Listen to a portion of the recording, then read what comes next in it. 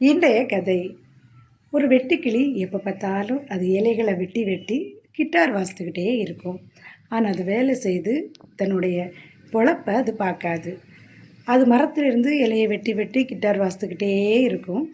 கீழே கொஞ்சம் எறும்புகள் அது பாட்டுக்கு அதுகளுடைய வேலையை பார்த்துக்கிட்டு அது போயிட்டே இருக்கும். ஒரு நாள் நல்ல மழை வருது. வெட்டுக்கிளிக்கு எந்த உணவும் இல்லை. அது சேமித்து வைக்கல பார்த்தீங்களா, எந்த உணவும் இல்லை.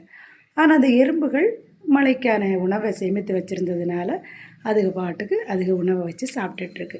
வெட்டுக்கிளி வந்து ஒரு எறும்புகிட்ட கேட்குது, நீ எனக்கு கொஞ்சம் உணவு தருவியா, ஒரு அரிசி தருவியான்னு கேட்குது. அதுக்கு எறும்பு சொல்லுது, நீ சோம்பேறி, சும்மா பாட்டு வாசித்துக்கிட்டே இருந்தா, சும்மா கிட்டார் வாசித்துட்டே இருந்தா உனக்கு நான் அரிசி தர முடியாது.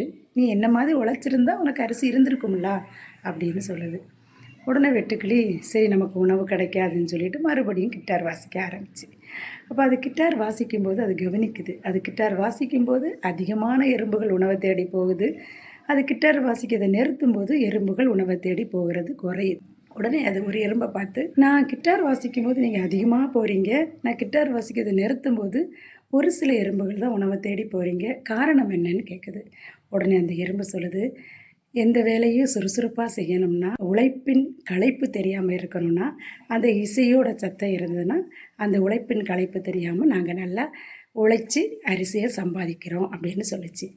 உடனே அந்த வெட்டுக்கிளி சாதுரியமாக யோசித்து, அப்படியா, அப்போ நான் கிட்டார் வாசிக்கிறதுல தான் நீங்கள் அதிகமாக அரிசி எடுக்கிறீங்க, நான் கிட்டார் வாசிக்கிறதை நிறுத்தினா உங்களுடைய அரிசியை சேகரிக்கிறது குறைஞ்சிரும், அதனால் எல்லா எறும்புகளும் எனக்கு ஒரு அரிசி தரணும், நான் கிட்டார் வாசிக்கணும்னா அப்படின்னு சொல்லிச்சு.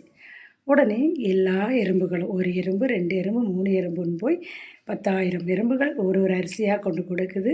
அரிசி அதிகமாகுது வெட்டுக்கிளிக்கு. வெட்டுக்கிளி நல்ல உணவை சாப்பிட்டுட்டு சந்தோஷமாக இருக்குது. இதுதான் உண்மை. எந்த இடத்துலையும் நமக்கு சாதுரியமாக நம்மளுடைய செயல்களை செய்தால் நிச்சயம் வெற்றி கிடைக்கும்.